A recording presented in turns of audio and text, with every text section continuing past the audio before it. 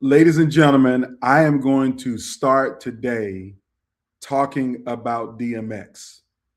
And when I say DMX, I'm talking about the world acclaimed legendary hip hop artist DMX, who dropped 2 albums in a year. And I'm going to share with you some leadership stories that relate to DMX. Now, what am I talking about? Today's conversation is really about what your team wants from you. What does your team want from you?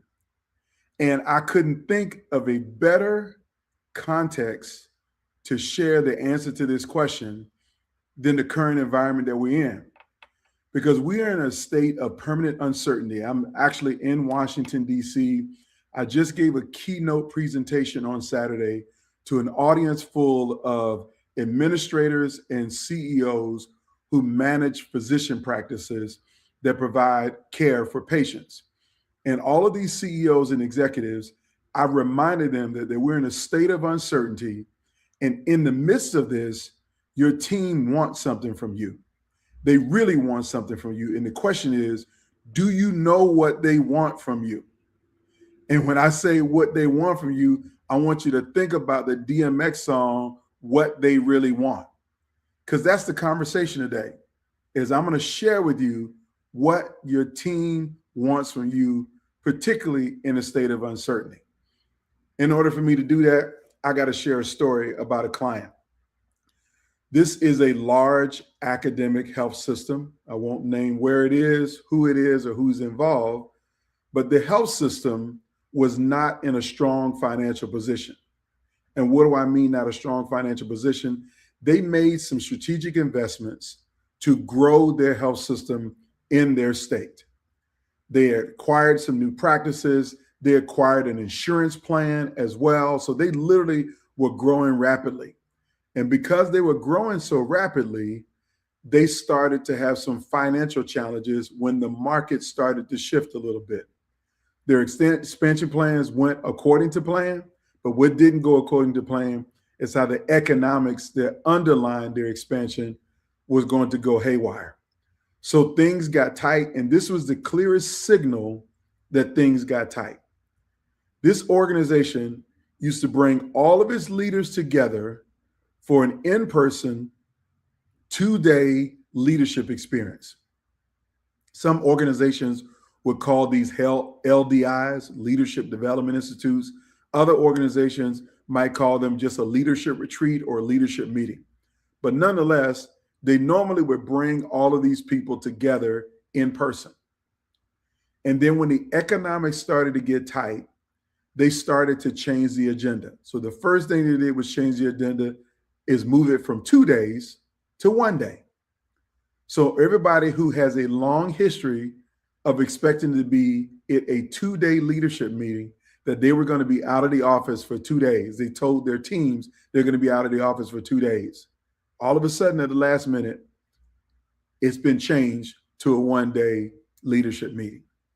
But that wasn't the final straw.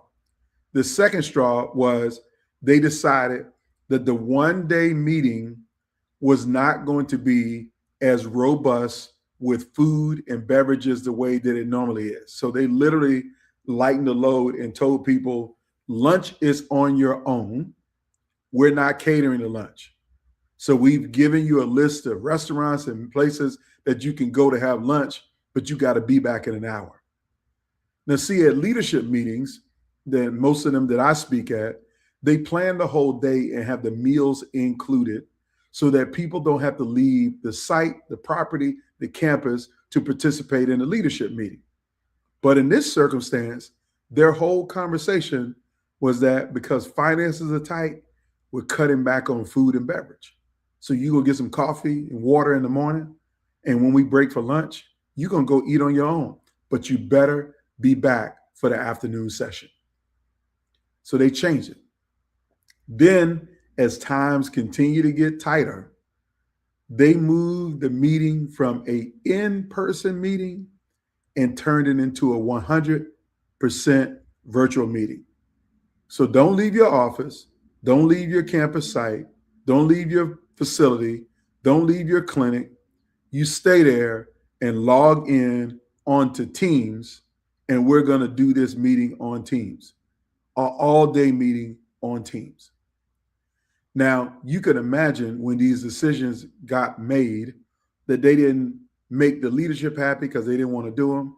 They definitely didn't make the people who were attending the event happy, because nobody wants to go from being a participant in a 2-day leadership meeting to a virtual meeting that's going to last all day. So you can imagine the emotional roller coaster that people went through. Okay. And what did this do to the organization? Why am I telling you this story? Is because the rumor mill started to go rampant, that we're in financial troubles. This is why they cut it from 2 days to 1 day. This is why they cut out the meals. And this is ultimately why we're doing a virtual meeting, because we can't afford it. The next thing that's going to happen is layoffs. And so the rumor mill started to get rampant in this organization that there were going to be layoffs, that the uncertainty around the financial position means that some people were going to lose their job. And so this gets to the senior leadership team and to the CEO, that people are thinking all of these bad things. They're literally in their heads going to the worst case scenario. They don't understand what's going on. Okay. They don't feel like they're in control of the solution. So they're going to the worst case scenario. So the CEO decides, you know what? I'm going to calm everybody down. Here's what I'm going to do. I'm going to put together a video and send it out by email to everyone to communicate to them why we canceled the 2-day meeting, make it a 1-day meeting, and now why it's a virtual meeting. Now, what is the point of that? Is the point is they didn't communicate those things in great detail when they changed it from one thing to the other. They should have done that during the process, but instead they waited till it was already a virtual meeting and the rumor mill had run rampant about what's wrong in the organization. So the CEO has this scripted PowerPoint, creates a scripted video that he then emails out to the team to hope that they opened it and read it. But let me tell you like this. Half of the people did not read that email. You know why? Because they're in a busy clinic and they don't have time to sit around and wait on emails from the CEO, especially generic broadcast emails. Now, if you sent me a direct email and say, I need to talk to you about your RVUs in your clinic, then maybe that's a different conversation. But what's not going to work is you sending a blanket email and think that I'm sitting at my desk waiting on it. I got patients to take care of. I got teams to lead. I got schedules to make. I got operational stuff to do. I got reports to do. That's why I was looking forward to the 2-day meeting to get out of the office, because I'm buried right now. But instead, what happened, this CEO sends this communication and then it falls flat. And when it falls flat, he starts to hear feedback about how bad it was. And then that's when I get the phone call. Anton, we're having some challenges with our leadership team. Morale is low. There's something's wrong. We don't know exactly what it is. And I need you to help us to get to the bottom of it. So I come in, I start answering a few questions. I start having a few conversations. And then I bring back to the CEO what I heard. And I say the following to the CEO. You thought your communication strategy was a great solution. It was not a great solution. Matter of fact, it made things worse because it was so impersonal. It wasn't connected to them. And nobody really even read it. They didn't read about it until a week after you sent it. And the CEO says back to me the title of the DMX song. So what they want from me, he didn't say it without the grammar, the bad grammar. I said it with the bad grammar because I'm thinking about the DMX song in my head. What they really want from a leader, somebody let me know. That's literally what he was saying, and I was hearing him say in my head, is what do they really want from a leader? I gave them a video. I gave them the details. I let them know what the situation is and what our solutions are. I sent it out. Why they didn't respond? And I raised this to him, and this is what I'm going to teach today. And I'm not going to be here long. I'm going to teach this today real quickly to give you a framework of what your team really wants from you in the midst of uncertainty, whether it's financial uncertainty, whether it's mergers and acquisitions, whether it's change management. No matter what the uncertainty is, your team wants something from you. And the first mistake that you can make is that you think that they just want the plan. They want the communications. They want the details. They want, the paper that says we're going from A to B to C, and that's eventually going to get us to Z. What they really want is not paper. See, that's a mistake that I made early in my leadership career. I thought that if I had a tight game plan, if I had it on paper, if everything was strategic and documented, and I gave that to my team, they should be good to go. No, that's not what they want. What they want is much more than that. And I'm going to tell you what that much more is right now. Well, actually, I'm going to tell you in a second. But I just want to remind you, I'm going to close the loop on this story, that if you think communications is the solution, no, you're creating a worse problem. Communications is a part of the solution, but you think a tight PowerPoint slide or a memo or a briefing document or something is going to create the kind of culture that you need to respond in a crisis. It's not. Communications is not the only part of the solution.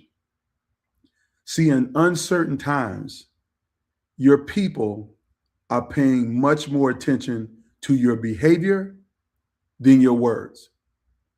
And for this CEO to send out a video with a PowerPoint deck attached to it, walking everybody through why they made the decision that they made, you know what that communicated to them?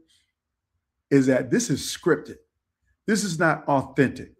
We can't even see his face. All we see is the slides on the screen and we hear his voice. This came impersonally in an email. He didn't even schedule in-person town hall meetings where he could come around to each of our departments and allow us to participate. That CEO thought he was communicating something good, but his behavior was saying, I don't want to talk to y'all. I don't want y'all to see me. I don't want to take no questions. I mean, the video said, if you have questions, please reach out. But you basically said, don't reach out by sending a video.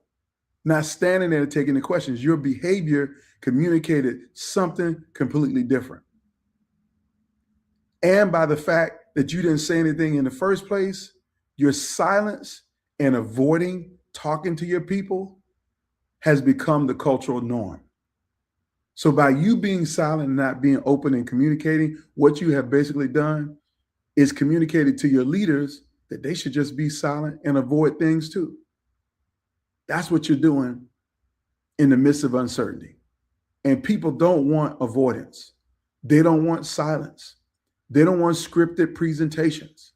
They don't want PowerPoint videos where they can't see your facial expressions, your body language, and how you are showing up as a leader. And what's happening by you not doing those things, it's leading to overwhelm and everybody questioning whether you're ready for prime time as a leader. That's what it's all leading to. So when a CEO or when you ask the question, Anton, in uncertainty, what they really want from a leader, let me tell you right now what they really want from a leader. They want your behaviors to match up with your words. See, as a parent, I learned this a long time ago. Your children don't listen to what you say, but they watch what you do. I have a daughter, don't have a son, but I got lots of friends and coaching clients and other men who have sons. And they tell me that their sons used to come into the bathroom and watch them shave. And they would literally see what they did. They were watching their behavior. And when you're shaving, you don't have much to say, but they're watching. And I want you to know that your employees are watching your behavior in the midst of uncertainty. They're watching what you do, not what you say.